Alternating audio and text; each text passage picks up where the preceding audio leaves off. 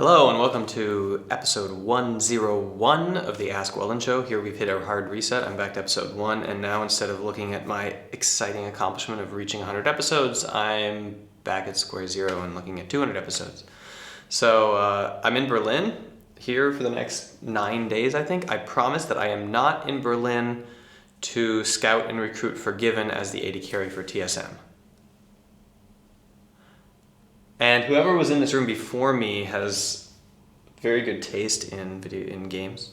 It's like 500 magic cards behind me on the shelf here. But anyway, I wanted to take the opportunity, now that I'm out of an airplane and not in somebody's taxi or whatever, to shoot an episode. Congratulations, by the way, to the winners of episode 100's draw, which was a Worlds 2016 hat and a ribbon statue. Championship ribbon statue. Make sure that you check your comments on episode 100, see if you got a reply from me. And why don't we dive into the show? Okay, the first question is from Askichi-kun.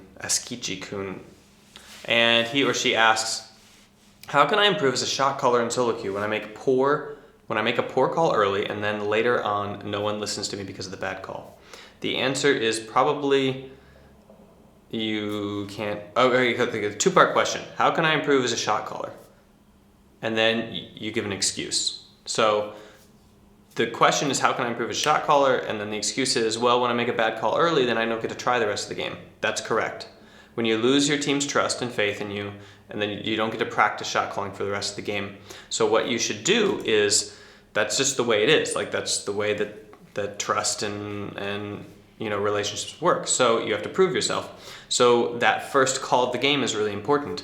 Put a lot of weight on it. Make sure it's a really good call. And also, contrastingly, when you do make that call as a mistake, that's totally fine, by the way. You should be messing up calls. When you make that first call and it's a big error, you need to do two things. You need to put a lot of weight on that error. It needs to mean a lot to you. You need to really pick apart that call. You need to look after the game and figure out what the perfect thing would have been so that you don't ever make that mistake again, because that caused you to not be able to shot call the rest of the game, right? And the second thing you can do is you can actually just apologize to the team. You can say, so sorry guys, like that was a huge mistake. Here's what I did wrong. Here's what I did right. Hopefully I can still make calls the rest of the game. And you can ask them, hey, can I still make calls the rest of the game? Really sorry about the mistake. I know what I did wrong and I apologize for it. So try those tactics, see if they work out. One of them is a social engineering tactic. The other two are that you need to understand the weight of that first call and use that pressure to increase your learning. Use that pressure to improve the amount of time that you put into understanding that first call. And eventually you'll push that call backwards in time. I remember a series of scrims on a professional team where we lost the game from a jungler's call at 3 minutes and 30 seconds in the game. Repeatedly. And actually it might have been more like 5:30. But anyway, like, the first error of the game is the most important error a lot of times. And so it doesn't, like, it's not a bad thing to have that first error be the most important thing that you need to fix and put all of your time onto it. By the time that we had like fixed that error, which took like I think it took a whole week of training to figure out how to perfectly engineer the first 5 minutes of the game in terms of like where the jungler should be for shot calling and then where she should move. We were doing really well. And we'd learned a lot by like analyzing from every single angle all of those decisions. So the first error of the game is the most important one. And if you solve that and you push that back a minute, and then your first error of the game happens a minute later, and then a minute later, like, you're making really good progress there. So don't underestimate it.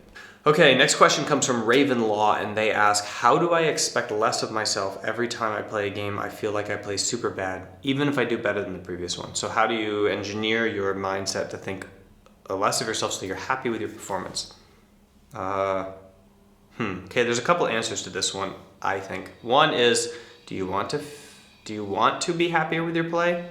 Because people who are unhappy with their play usually improve faster, usually do better, usually push themselves harder. It's not a very happy life. It's a very stressful life, frustrating life. You're not often content, but you grow faster. Now, what you're asking is, how do I become content with my life and my situation? How do I find happiness? That's what you're asking. So the answer is really complex, because it depends completely on context. Like, I don't have any context about you, so I can only talk about how I would see it. And I think that essentially, I became happy with my situation by understanding what I was and wasn't going to do. I understood that I was never going to go pro in League of Legends, and that what I was getting out of the game was enjoyment and beating people in a certain way. And then I aimed to do that. And I had an episode of my life where I proved to myself that I could get very high ranked if I applied myself with a system and I trained myself vigorously. And then I told myself that then that means that I could push it all the way if I wanted to. And then I became content with what I was able to achieve there and spent my time doing other things. That was my path to happiness and contentment with the situation I was in. For you, it might be different. I don't know what the answer is in the context of your life for how it is that you are thinking, not having such high expectations for your performance. But okay, so then the third part of this answer is, maybe you are overestimating your own skill level at the present. Okay, so I'm not saying overestimating future skill level. Maybe you can get there. You can say, I will get there, but right now I'm this bad, is a powerful statement. Because what you're saying to yourself instead is, I'm better than this, come on, what's going on? But the reality is not matching up with the facts, which is this: the facts are saying you are not better than this. And your brain is saying, but I don't want to think that I'm bad. Okay, don't think that you're bad. Think that you are what you are right now. You are as bad as you play. Maybe that does not mean that you cannot be better in a week and slowly climb, or rapidly climb, whatever it is you want to do. So there's three answers. One is, maybe you don't want that. Two is, how do you be happy and content in life in general? And the third one was, maybe in a more granular way, you are overestimating your own skill level because you don't want to feel bad about thinking that you're bad, and you should do that instead.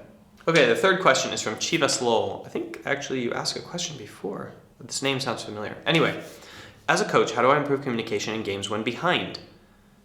As well, what works best and is effective to improve communication? Okay, so the way that I improve communication when for a team as a coach, when we're trying to learn how to play from behind, is to create a set of language or words that describe play. So you need to come up with a comeback playbook, a set of actions that you take with compositions that are rest on core strategic principles of the game, based on what your composition is and their composition is, and you need to have a playbook. And the playbook has plays which have names and have actions, and then those actions or plays are choreographed in the game, and different people have different roles in them, and then they know what they have to do and say during those roles, and you push that communication. So it's rather complex. I had a staff of 4 people that I was able to do this with over the course of 3 months. I don't think you're going to be able to do this overnight, but you can start with a single play, like a single core play that you want in your comeback playbook, and you can talk about what needs to happen in order to make that happen, and what jobs people have, thinking of the play, suggesting it to the team, getting everybody rallying the troops, getting yourself to the bush, sweeping the bush so that there's no vision in it, sitting there and patiently and making sure that nobody goes too early, who's calling the engagement, those kind of things. So if the thing that causes I don't want communication that's pointless. So your question is how do I improve communication? What does that really mean? It doesn't mean you don't want people patting each other on the back saying, it's okay, we're gonna get through this. No, you're not, you're losing the freaking game. So what you want is effective communication. Then they need to have something to communicate about. The reason communication is dying is because they don't know what to do and they don't know what to say. So design plays so that they know what to do, and then give people roles in those plays and tasks based on their group dynamic on what they should say to their teammates to cause the play to happen. And then what I do is I jump into the comms when the game is going badly, and I remind people of what they should be doing so that they actually fulfill their roles then when the game's going badly. And then you have a really robust comeback playbook, and the game's behind, and people kind of go along doing what they're doing, and I don't think about it anymore. I remember I knew that our comeback playbook was really strong when I was on a team that we lost Baron, and nobody even barely mentioned it. They just kind of set up the next play, executed it, and the team that had Baron ran out of their base all happy and excited, woo, we're gonna win the game. And then they got they traded 4 for 2 right there in the middle of the map because they weren't prepared for a team that didn't even care that they had Baron, didn't respect it, and just set up their next play that they knew that they were going to do and executed on it and caught them out. And I also was really, really proud of the final game of TSM in the World Championships. If you watch it again, you'll see that they fall behind at, I think, like 3 minutes or 5 minutes in the game, whatever the Aurelian's whole first roam is, at level 3. And then all the way up until 22 minutes, the gold lead is not barely extended at all. Like the set of plays that are executed on all through the mid game are all directly from the comeback playbook, which is like, we lost the game at level 4. How do we not get it snowballed on us before like 20 minutes?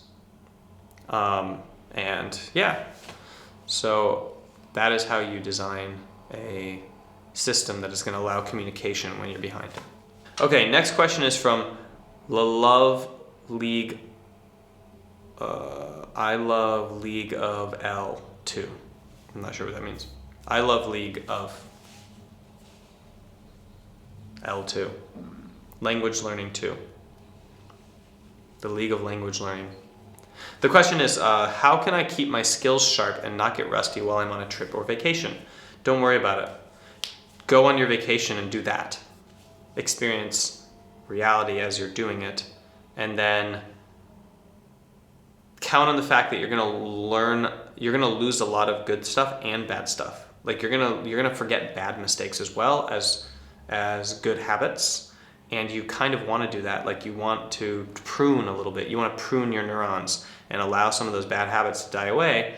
And when you go back, focus on developing really good habits in your first couple of games when you reactivate your neurons in terms of League of Legends, and you will find that you will grow more due to that pruning effect. It's kind of like when you go in the spring and you cut a bunch of branches off of all these plants.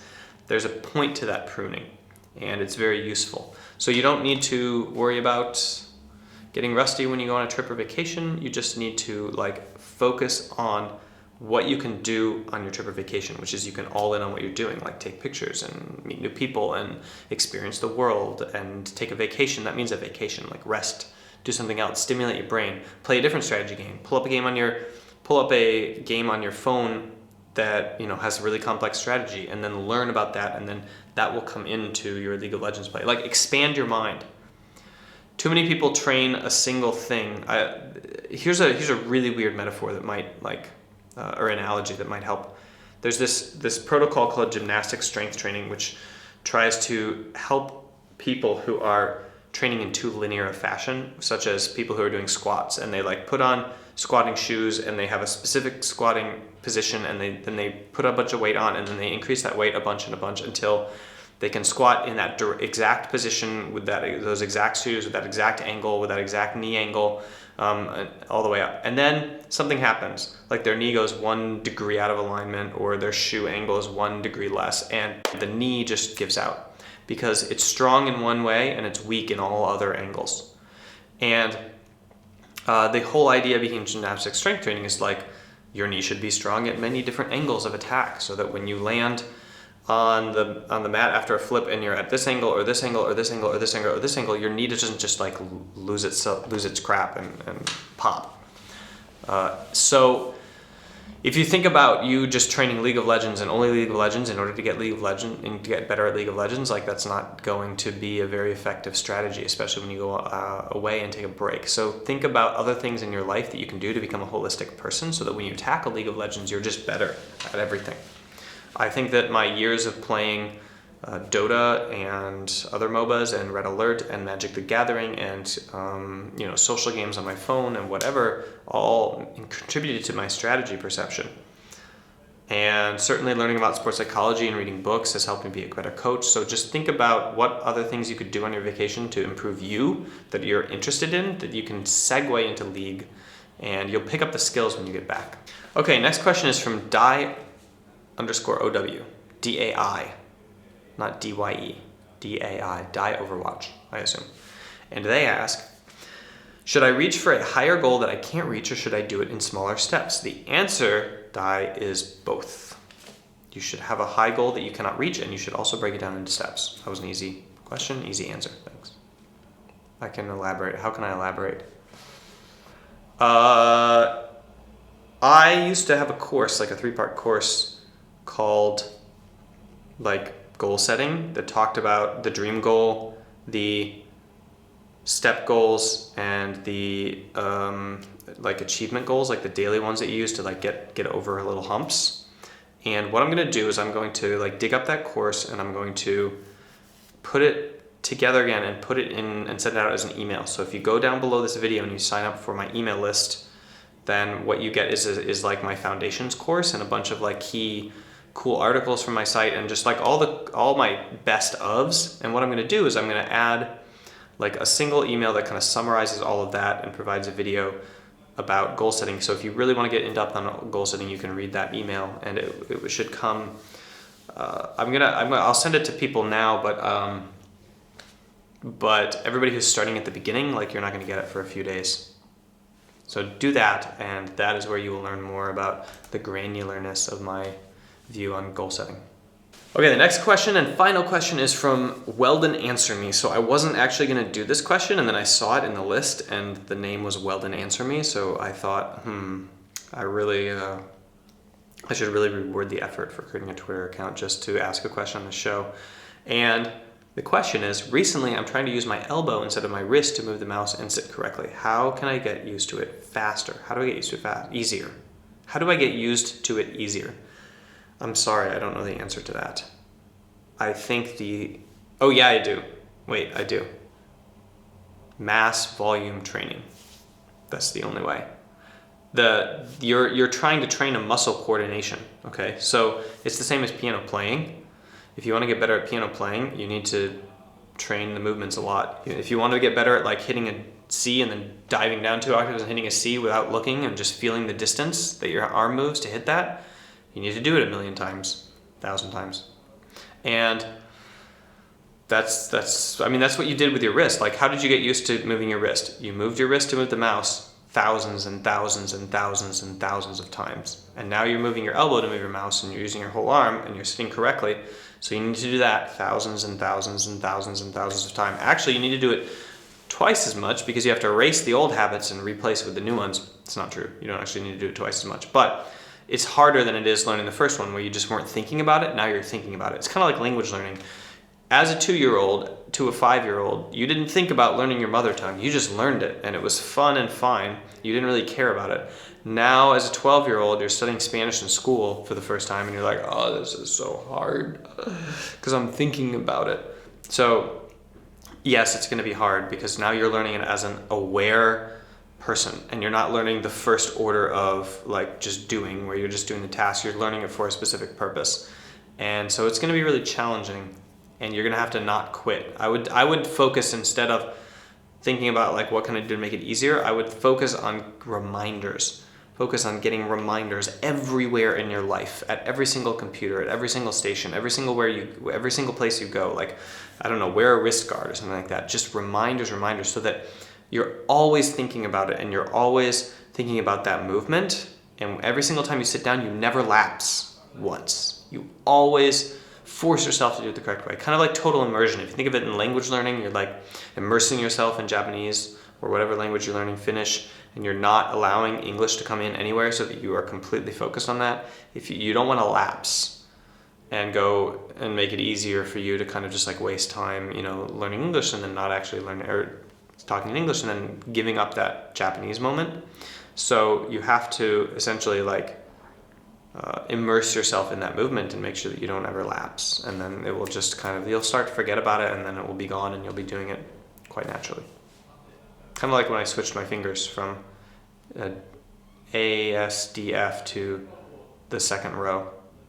And then I was like playing like a bronze 3 player for a number of months. And then I never let myself lapse. I never let myself play the other way. And then all of a sudden, like I was back up to my previous rank.